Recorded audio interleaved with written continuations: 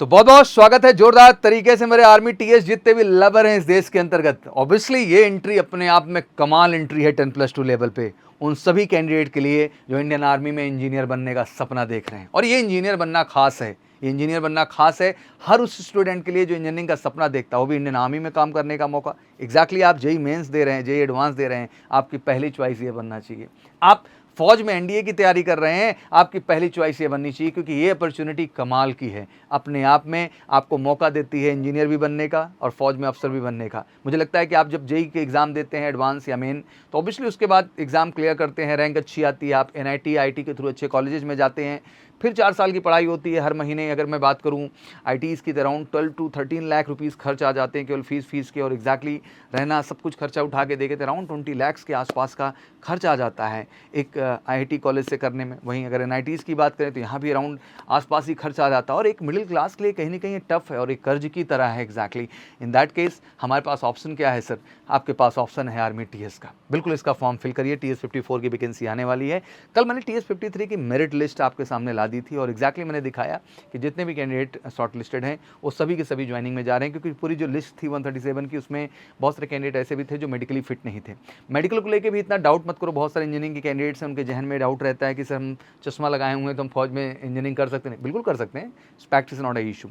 अब आता है पॉइंट कि एग्जैक्टली ये अपॉर्चुनिटी बेहतर सबके लिए क्यों है, एनडीए के लिए, जेई के लिए। ऑब्वियसली इस एंट्री में जाने के लिए सबसे पहली शर्त है कि आप 10+2 हो, दूसरी शर्त है कि आप जेई मेन एग्ज़ाम में अपीयर हो। बहुत सारे लाखों लाख कैंडिडेट हैं जो इस बार 10+2 का एग्ज़ाम दिए हुए हैं, बट दुर्भाग्यपूर्ण जेई का एग्ज़ाम नहीं दे पाए। उनको मैं कहना चाहता हूं कि आपने अपने 4 मौके गंवा दिए हैं, 2 आर्मी टीएस के, 2 नेवी टीएस के, जो कि क्रमशः आपको एसएसबी मिलती अगस्त और सितंबर में। अगस्त में आर्मी टीएस और सितंबर में नेवी टीएस, और फिर पुनः आपको मिलती फरवरी में आर्मी टीएस और मार्च में नेवी टीएस। और उसके साथ अगर एनडीए भी जुड़ जाता तो इधर जुलाई में एनडीए अप्रैल वाले की वजह से, और उधर जनवरी में आपको एनडीए के एसएसबी, मतलब 3 एसएसबी, 6 एसएसबी एक साल में प्लान होती है एग्जैक्टली। और सब के सब एसएसबी का जो रूट था ये आपको बीटेक के लिए ले जाता। बट साथ ही साथ बहुत सारे कैंडिडेट देश के अंदर ऐसे हैं जिन्होंने इस बार जेई मेन एग्जाम दिया हुआ है और अप टू 3 लाख रैंक भी हैं, तो कोई दिक्कत की बात नहीं है एग्जैक्टली, क्योंकि 17 को रिजल्ट आ जा रहा है। लास्ट जनवरी एग्जाम भी दे रखा है आपने, ऑब्वियसली अच्छे रिजल्ट्स होंगे। अप टू 3 लाख रैंक है तो आपके लिए टीएस 54 एक गोल्डन अपॉर्चुनिटी की तरह है। मैं चाहूँगा आप सब बढ़ चढ़ के इसका फॉर्म भरिए। फॉर्म भरने के साथ इसमें कोई रिटन एग्जामिनेशन नहीं है बच्चा, जेई मेन की ही एलिजिबिलिटी के आधार पर आपको शॉर्टलिस्ट किया जाएगा बोर्ड परसेंटेज के आधार पर, और 60% बोर्ड में भी रिक्वायर्ड होगा इसमें। उसी के आधार पर आपकी शॉर्ट लिस्टिंग हो जाएगी और आपको एसएसबी जाने का मौका मिलेगा, और एग्जैक्टली इन कॉलेजेस का हिस्सा बनने का मौका मिलेगा जो टीएस एंट्री के माध्यम से जुड़े हुए हैं। टीएस 54 के नोटिफिकेशन को लेकर कल भी कमेंट सेक्शन में बच्चे क्वेश्चन मुझसे कर रहे थे कि सर इस बार एज क्या रहने वाली है, वैकेंसीज क्या है, क्वालिफिकेशन क्या है, एसएसबी रेट्स क्या होंगे। तो चलो कंप्लीट डिटेल के बारे में स्टेप बाय स्टेप बात कर लेते हैं और सारे कॉन्सेप्ट को क्लियर कर लेते हैं। सबसे पहले आर्मी टेक्निकल एंट्री स्कीम की जो नोटिफिकेशन है वो मई मंथ में आ जाएगी, और अगली नोटिफिकेशन जो होगी अक्टूबर। जैसे पता ही कि साल में 2 बार, मई में जो नोटिफिकेशन आएगी आपकी उसका एसएसबी अगस्त में है, और जो अक्टूबर में नोटिफिकेशन आएगी उसकी एसएसबी आपकी फेब में। ये 2 चीज़ ध्यान में रख के चलिएगा आप लोग, और सभी को फॉर्म भरना है। Army TS 54 entry notification date की जब हम बात कर रहे हैं तो क्लियर हो गया आपका।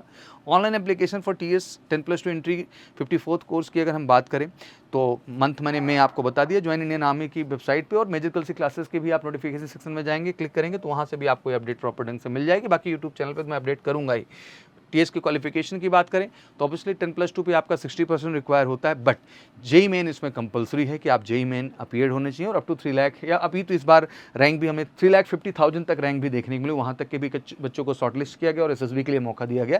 तो आपको भी घबराना नहीं है, जेई मेन बैठे हों और अप टू 3,50,000 तक रैंक है तो ऑब्वियसली आप सब बढ़ चढ़ के भरिए, एक बेहतरीन अपॉर्चुनिटी है। एज 16.5 से 19.5 मोटा मोटा है, बट अगर डेट ऑफ बर्थ के हिसाब से समझेंगे तो 2 जुलाई 2006 से 1 जुलाई 2009। तो अब ध्यान से देख लीजिए आप कि अगर 2 जुलाई 2006 और 1 जुलाई 2009 के बीच आप पैदा हुए हैं, और इन बिटवीन या पर्टिकुलर इन डेट्स पे आप पैदा हुए हैं, आपका जन्म हुआ है, तो ऑब्वियसली इस फॉर्म को भरने के लिए एलिजिबल है। तो एक बार इसको भी ध्यान से देख लीजिए। वैकेंसी आपके 90 के आसपास आती है, साल भर में अगर देख लें 180 वैकेंसीज आपको मिलती हैं बेहतरीन अपॉर्चुनिटी के तौर पर। ट्रेनिंग की बात करें तो 4 ईयर ट्रेनिंग प्रोग्राम है। फेज 1 में ऑब्वियसली आपकी integrated basis military training, engineering training and जो कि सीएमई पुणे में होगी, एमसीटी मऊ में होगी, और एमसीईएमई सिकंदराबाद में होगी 3 साल के लिए। फिर फेज 2 1 साल के लिए आपको भेज दिया जाएगा, integrated basis military training engineering training for 1 year at I में देहरादून, ठीक है ना, designated PCTA pre commission training academy, जहाँ पे आप जाएंगे और 1 साल की अपनी ट्रेनिंग वहाँ पे कंप्लीट करेंगे इंडियन मिलिट्री एकेडमी के अंदर। दैट मीन 3 साल आप पुणे में, मऊ में और सिकंदराबाद में होंगे और एग्जैक्टली 1 साल के लिए आप इंडियन मिलिट्री एकेडमी देहरादून में होंगे अपने integrated basis military training and engineering training program के लिए। Award of degree, the candidate will be awarded engineering degree, obviously आपको इंजीनियरिंग डिग्री मिलेगी after successful completion of 4 year training, 4 साल कंप्लीट करने के बाद।